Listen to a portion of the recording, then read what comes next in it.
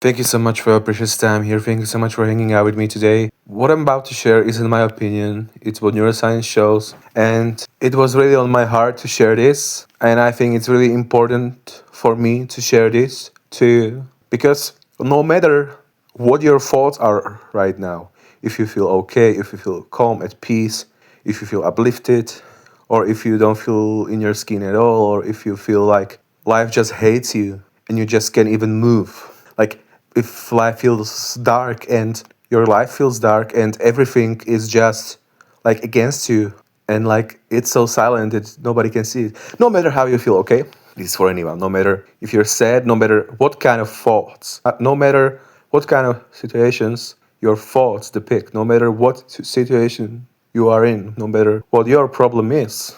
This isn't self-help in any way, shape, or form. This is neuroscience. So this is how your biology quietly works, and I thought it's very important to share this, and I will explain more later. So you don't actually pick how strong a thought feels when it shows up, okay? Imagine one thought that makes you uncomfortable. The way how uncomfortable it feels, or how bad it feels, how strong it feels, you don't choose that. This is, in my opinion, this is verifiable neuroscience facts. Because before the thought even reaches your awareness, your body has already set the emotional volume. And that's important. That's very important. And after I healed from depression, and once my feeling and thought filters came back, if you don't know what your thought filters are in your brain, it's brain protective mechanisms. I talk about it in different videos, and I will talk about it in other videos, next videos, but it's like your feelings immune system. I realized that all these thoughts I had, all these brutally intrusive thoughts, that it felt like I couldn't, like I wasn't living, like I was living in hell. Like my soul was just in hell and hell and hell and hell. Those same situations, now when I look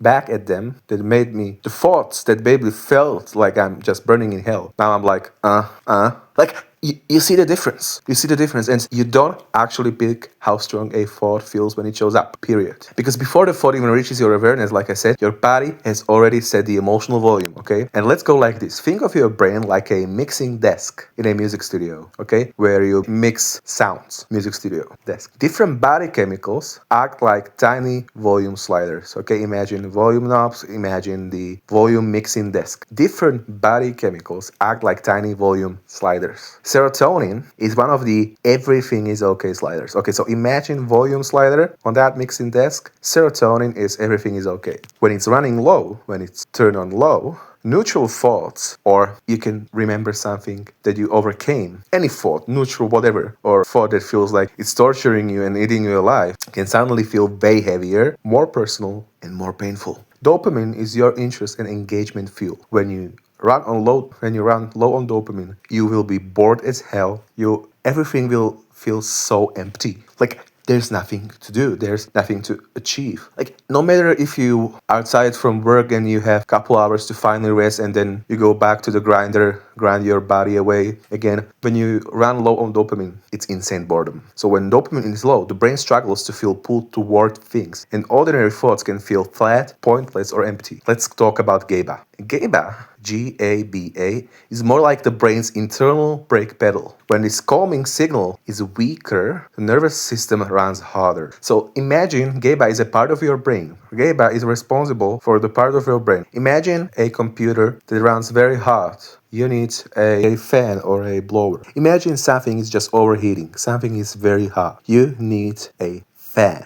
So it's colder. GABA acts like fan for your thoughts. Exactly like fan, okay? So when this calming signal in your brain called GABA is weaker, the nervous system runs harder and thoughts, your situations, can feel sharper, louder, and more overwhelming. Imagine any thought that felt overwhelming. Any random thought. Let's say the most random thought that can feel like it's running so dark at you. Loneliness, money pressure, lack of adventure in life. When GABA is low, these thoughts will be basically harder and harder and harder, sharper, louder, and more overwhelming.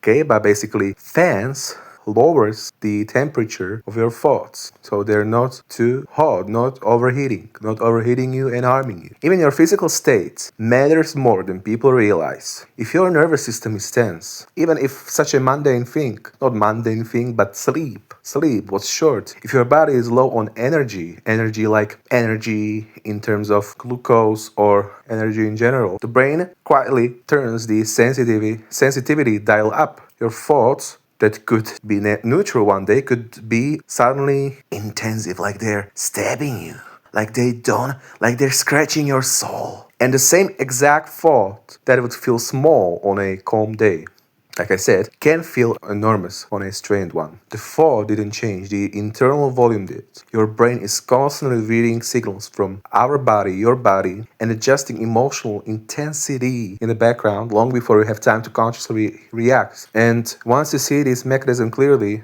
you just can't unsee it. And I thought it's insanely important for me to share this because I think it's very important for us to know this. And the thing is, this is not easy to explain. Neuroscience is not complicated, but also it's not easy to explain. But you can learn about neuroscience by your own. But you don't need to explore our feelings and thoughts with me. You don't need to. But I love exploring our feelings and thoughts together. I want to know more about our feelings, our thoughts. I want to explore this because for me, it's the most fascinating thing in the whole entire universe. And that's why I want to explore it with you. And I want to delve more into things that affect our thoughts and feelings, but it's an insane paradox, and I want to dive more into those things and explain them better and explain more of them. But I'm going to try to do that in different videos. Whatever. Thank you so much for hanging out with me today. Thank you so much for your precious time. Feel free to hang out with me even more in other videos and explore our feelings and thoughts and emotions. Dive into our souls. But absolutely no pressure, please. And remember, this wasn't my opinion. This is what neuroscience shows, and you can search that up. You can learn it by yourself. I'm not forcing you, but feel free to explore our feelings and thoughts in other videos. But absolutely no pressure, please. I just can't put to words how much I appreciate your time that you spend here. It just means so much that something I've created touched you, and that I could deliver this to you. Seriously. And maybe this is a longer video, maybe not. Whatever. Shut the fuck up, bro. Thank you so much for your precious time. Like I said, I'm repeating myself. Take care, especially take care, and I can't wait to catch you soon.